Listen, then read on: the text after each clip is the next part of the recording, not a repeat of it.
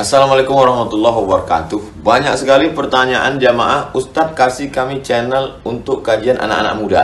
Di antara anak muda berasal dari Aceh, luar biasa, channelnya Maulizul Akbar Nak.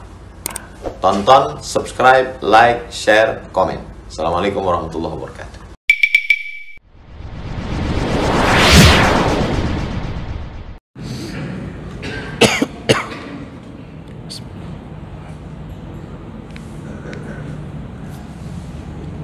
Assalamualaikum warahmatullahi wabarakatuh.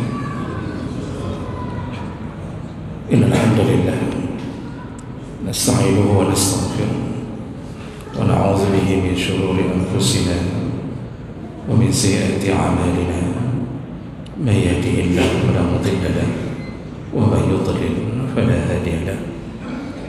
Asyhadu an la ilaha illallah wahdahu la syarika lahu wa asyhadu anna Muhammadan 'abduhu wa rasuluhul karim. اللهم صل وسلم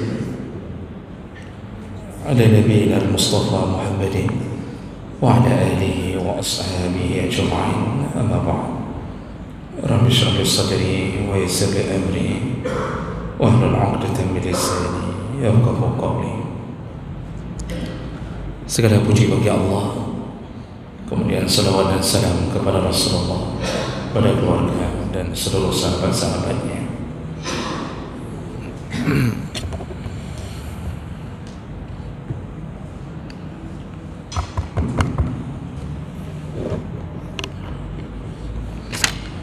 Baik, Bapak Ibu yang Allah muliakan, setelah kita membahas tentang perkara-perkara yang menyebabkan turunnya keberkahan dalam rezeki, maka malam ini kita mulai masuk ke dalam pembahasan adab-adab dalam mencari rezeki.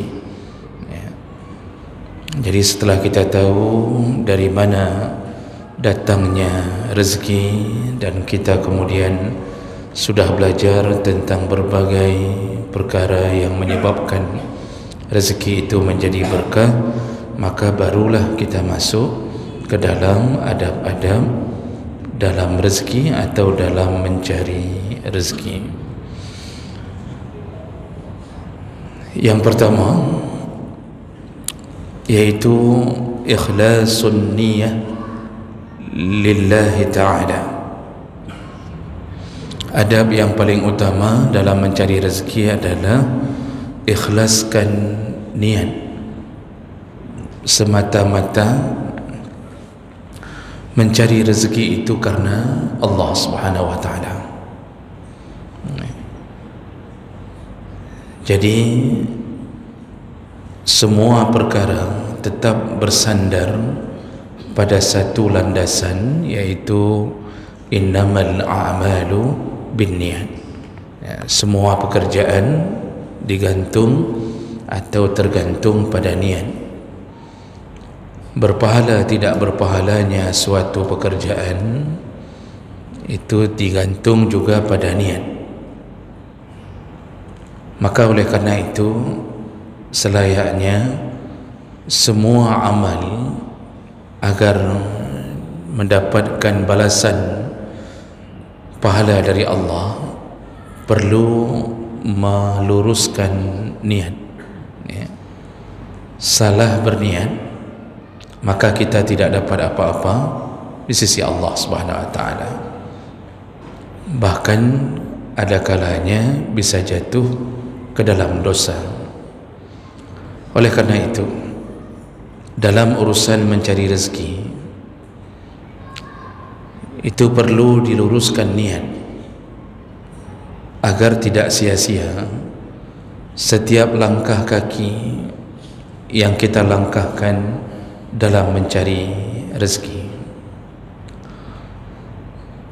Yang menyuruh kita mencari rezeki bukan istri, bukan anak, bukan orang tua. Siapa yang menyuruh kita mencari rezeki? Allah Subhanahu wa taala. Sering Allah mengatakan famshu fil ardi wabtaghu min fadlillah, berjalanlah engkau di muka bumi, carilah rezeki atau apapun yang Allah sediakan untukmu. Nanti dalam surat Al-Mulk Allah Subhanahu wa taala menyatakan berjalanlah di atas permukaan bumi, lalu makanlah rezeki dari apa yang Allah beri. Jadi semua pekerjaan ini yang suruh Allah.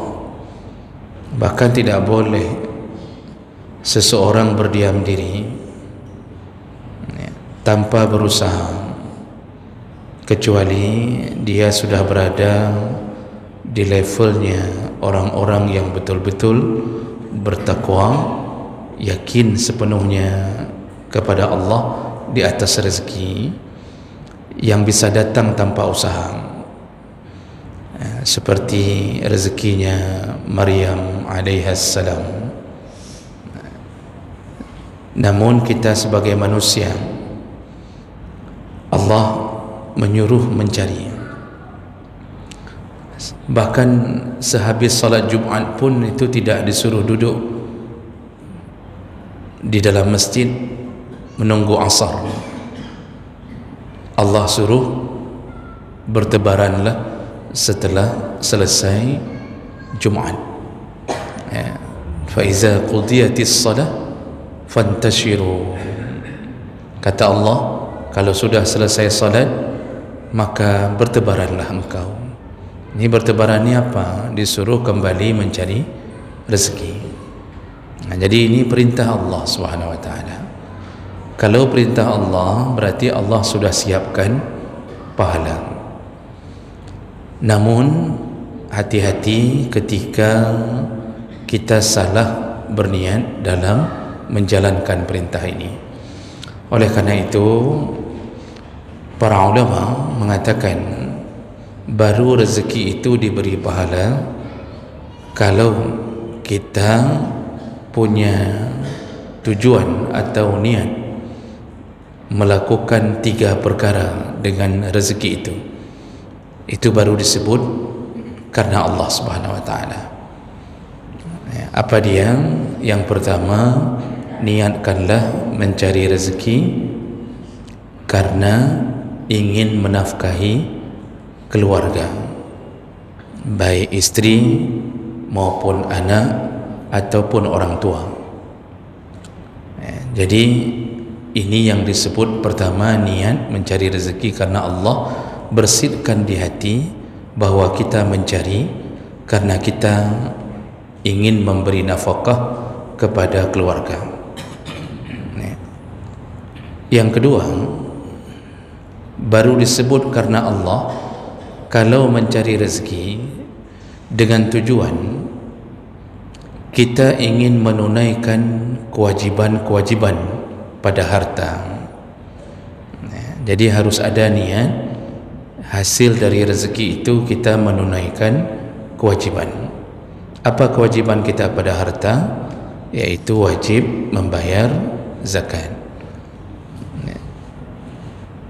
Jadi terbersit di dalam hati, kalau ada wang dan sudah mencapai nisab dan haul, maka saya akan mengeluarkan zakatnya karena Allah Subhanahu wa taala. Jadi dalam hati itu ada bersitan begitu. Semua yang berhubungan dengan harta yang wajib untuk Allah dia lakukan. Apalagi yang wajib selain zakat, yaitu menunaikan haji. Jadi benarlah mati minta rezekinya berada mengejak haji. Begitu sederhananya Pak. Harus ada di dalam hati bahwa kita mencari rezeki untuk bisa menunaikan haji, ya. Karena Allah Subhanahu wa taala itu menyebutkan walillahi 'alan nasi hajjul baiti man istata'a ilaihi sabila. Kewajibkan kepada manusia melaksanakan haji bagi yang mampu. Siapa yang disebut mampu? Yaitu punya harta untuk berjalan, lalu punya harta untuk ditinggalkan kepada keluarganya selama haji, aman di jalan, sehat badan. Jadi ini bersitan ini harus ada. Jadi menyuitanya yang lego, kita ditanya orang tu apa cari rezeki, hai lemita peng baju lonjak haji. Ini disebut sesuatu yang berhubungan karena Allah Subhanahu wa taala. Lalu yang ketiga, kata para ulama, baru disebut mencari rezeki karena Allah yang diberikan pahala kalau dia meniatkan untuk melakukan sedekah yang sunnah, yang tadi yang wajib. Maka bersihkan lagi di dalam hati, kalau ada rezeki lebih maka aku akan bersedekah, saya akan menolong ini, saya akan menolong itu. Jadi niat baik menolong melalui harta ini termasuk yang perlu dibersihkan di dalam goresan hati kita.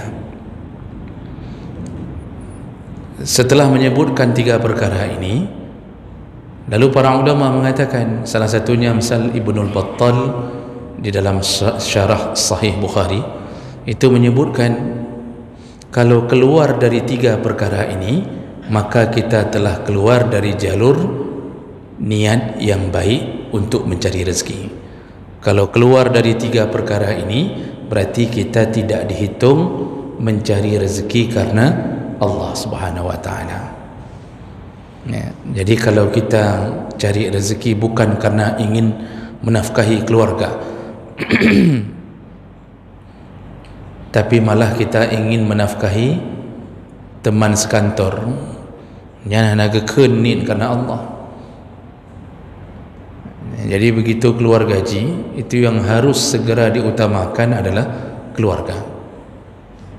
Orang pertama yang harus mendapatkan kebahagiaan dengan rezeki yang kita bawa pulang adalah istri, anak-anak. Kalau orang tua kita termasuk golongan yang miskin, maka juga termasuk mereka. Jadi bukan mencari rezeki untuk memberi kepada selingkuhan, minta peng lebih naik, alih napeng main cewek. Ini keluar dari jalur karena Allah ini. Cari rezeki Masya Allah luar biasa, pontang panting cari rezeki. Setelah dapat gaji, lalu dia mencari pelacur, berzina. Ini berarti dia telah keluar dari garis mencari rezeki karena Allah. Kemudian tadi yang kedua, disuruh cari rezeki karena menunaikan kewajiban. Jadi senang hatinya mencari rezeki kalau kena zakatnya, karena zakat itu pahalanya besar sekali. Makanya tidak bayar zakat dijanjikan langsung neraka Allah Subhanahu wa taala. Lalu kemudian nanti dia disiksa dengan munculnya seekor ular, Suja'ul Aqra, ular yang penuh dengan bisa, dengan gigi bertaring, melilit di lehernya. Lalu ular itu mengatakan, ana kansuka, ana mahluka, akulah hartamu yang dulu engkau simpan. Jadi itu kalau efek tidak mengeluarkan, tidak ada niat mencari rezeki untuk mengeluarkan zakat, ya tentu setelah terkena kewajibannya. Nah ini penting. Ada orang hari ini mencari rezeki tapi tidak pernah mendaftarkan haji, padahal uangnya itu sudah melebihi kemampuan berhaji. Kerja bertahun-tahun, setelah kewajiban rumah selesai dia masih punya uang lebih tapi tidak berusaha mendaftarkan haji. Padahal daftar haji itu 25 juta. simpanan uang kita melebihi, tapi tidak berusaha, ini berarti kita tidak niat lagi cari rezeki karena Allah Subhanahu Wa Taala. Dan itu dosa besar. Ada hadis walaupun diperdebatkan kesahihannya, Rasulullah mengatakan man attaqal hajja falam yahujja, barang siapa yang sudah mampu berhaji tapi tidak juga merencanakan haji dengan rezeki yang dia punya, maka kalau dia mati insya'a yahudiyan atau insya'a nasraniyan, dia bisa dihitung oleh Allah seperti matinya seorang Yahudi atau seperti matinya seorang Nasrani. Ini kalau mencari rezeki tidak ada niat menunaikan kewajiban.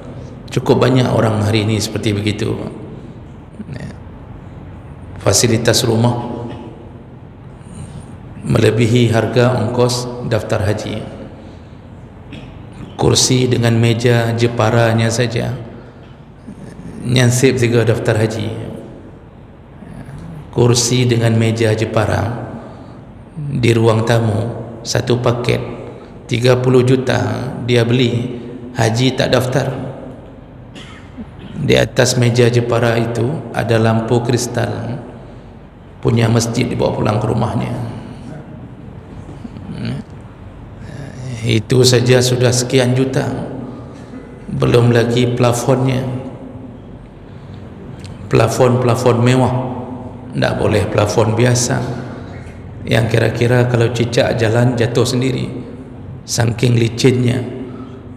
Dia beli dan dia kuat mencari rezeki untuk membeli itu, tapi tidak ada niat sedikit pun untuk melakukan kewajiban. Dia telah keluar dari jalur Allah Subhanahu Wa Taala. Lalu tidak ada niat sedikit pun untuk bersedekah, menolong orang, menolong karib kerabat, menolong anak yatim, janda, fakir miskin. Tidak ada niat sedikit pun. Cari rezeki luar biasa, tapi tidak dibersihkan dalam hati dan tidak dia buktikan itu sedikit pun. Nah, ini berarti dia telah keluar dari garis yang disebut berniat karena Allah Subhanahu Wa Taala. Nah, ini yang bahayanya. Jadi oleh karena itu, mencari rezeki itu adab pertama, luruskan niat dulu. Jangan sampai tidak dapat pahala sedikit pun, malah dapat dosa. Dan untuk memberi kita semangat dalam urusan itu kita perlu tahu tentang kelebihan-kelebihan yang Allah beri kepada orang yang mencari rezeki karena Allah. Di antaranya berdasarkan beberapa hadis Nabi sallallahu alaihi wasallam, Rasulullah berkata dari Sa'ad bin Abi Waqqas radhiyallahu anhu anin Nabi sallallahu alaihi wasallam, innaka lan tunfiqa nafaqatan tabtaghi biha wajha Allah illa ujirta 'alayha hatta ma taj'alu fi imra'atik. Kata Rasulullah, kalau seseorang di antara kalian mencari nafkah tabtaghi biha wajha Allah, betul-betul dia berharap ridha Allah. Jadi dia cari nafkah tapi berharap ridha Allah, ya, dengan 3 perkara tadi, dengan niatnya Nabi rezeki supaya istri dan anak makan, orang tua bahagia. Nah, itu semuanya ya bataghi wajah Allah, ya, mencari ridha Allah dengan 3 perkara yang kita sebutkan tadi. Kalau orang sudah masuk ke dalam niat mencari ridha Allah, maka Allah mengatakan dan Nabi mengatakan illa ujirta 'alaiha, maka perjuanganmu mencari rezeki itu diberi pahala oleh Allah Subhanahu Wa Taala. Jadi memberi nafkah mulai dari keluar rumah sampai pulang,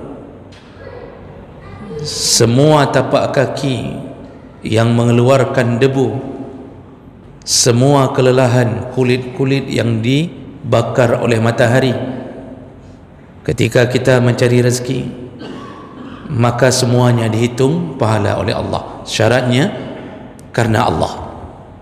Makanya di ujung hadis Nabi mengatakan, hatta ma taj'alu fi imra'atik, sampai dihitung pahala setiap suapan yang engkau beri kepada istrimu. Setiap suapan, satu suap dimakan istri dihitung pahala, bukan satu piring per suap. Dimakan oleh anak-anak, tadi kita sudah dapat pahala dari keluar rumah, pergi pagi pulang sore. Jangan tak pulang-pulang. Jadi jangan kayak Bang Taib tak pulang-pulang, pergi pagi pulang sore, itu seluruhnya dihitung pahala. Setelah kita memberi, kita kasih bawa pulang ikan, bawa pulang beras, atau kita kasih bulanan berdasarkan gaji bulanan, kita kasih uang belanja. Apakah uang belanja itu sia-sia? Tidak. Satu suap dimakan istri, satu suap berpahala. Dimakan oleh anak-anak berpahala. Jadi hasilnya pun berpahala, prosesnya berpahala, hasilnya pun berpahala. Maka suruh istri makan banyak-banyak, biar kita banyak pahala. Jadi tidak usah tahan-tahan istri sampai mengatakan, kenapa banyak kali makan, diet sikitlah. Tak usah Pak, suruh istri makan banyak-banyak. Semakin banyak dia makan, semakin banyak pahala kita. Cuma ya nak perlu timbangan nak kayak begitu. Beli timbangan untuk jaga-jaga. Makanya jangan pikir waktu istri makan tu tidak ada. Perhatikan waktu dia makan, dia kunyah. Siapa yang mencari? Suami. Maka istri pun paling besar dosa ketika tidak menghargai apa yang dibawa oleh suaminya. Karena penghuni neraka paling banyak, kata Rasulullah, adalah golongan perempuan dari kalangan istri-istri yang durhaka pada kebaikan suaminya. Yakfurnal ashir, dia durhaka pada kebaikan suaminya, tidak mensyukuri pemberian suaminya. Jadi ini hadis pertama riwayat Bukhari yang menyatakan bahawa semua orang yang mencari nafkah, lalu nafkah itu dibawa pulang kepada anak istri, dari mulai tapak kaki keluar sampai apa yang dimakan, semuanya berpahala di sisi Allah Subhanahu wa taala. Maka bergembiralah kalau kita jadi suami, Pak.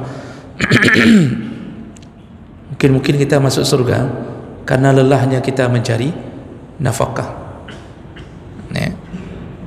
Tapi kalau kita mencari nafkah terus-terusan sampai tidak solat-solat, nanti pahala itu kalah dengan pahala dengan dosanya tidak solat.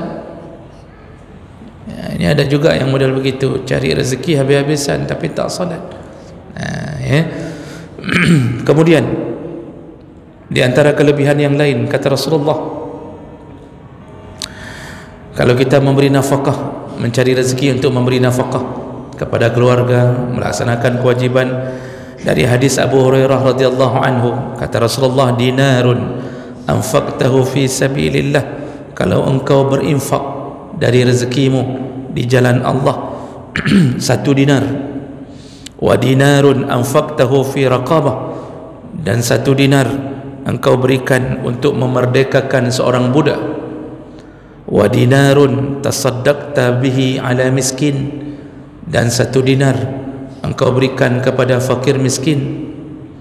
Wa dinarun anfaqtahu ala ahlik, dan seandainya satu dinar engkau berikan kepada keluargamu, yaitu untuk makan keluargamu, a'zamuha ajran allazi anfaqtahu ala ahlik, di antara 4 model itu yang paling besar pahalanya apa yang engkau beri kepada keluargamu.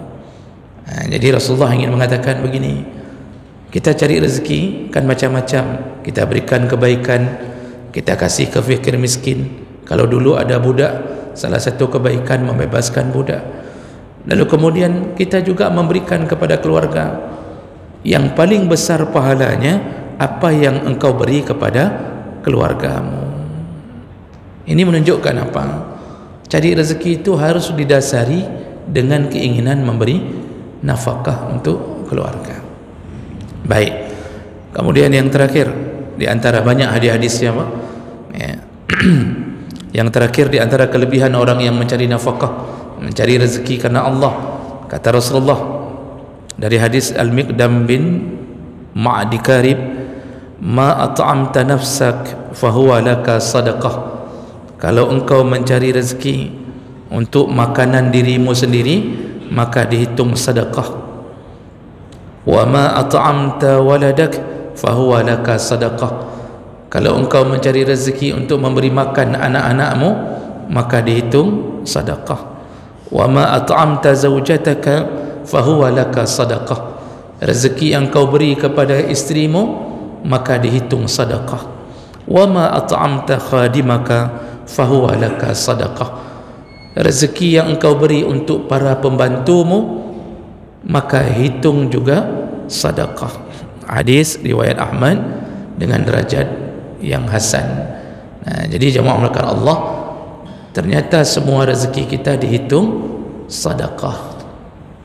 Maka oleh karena itu sekali lagi, niatkanlah, bersihkan di dalam hati mencari rezeki itu karena Allah Subhanahu wa ta'ala.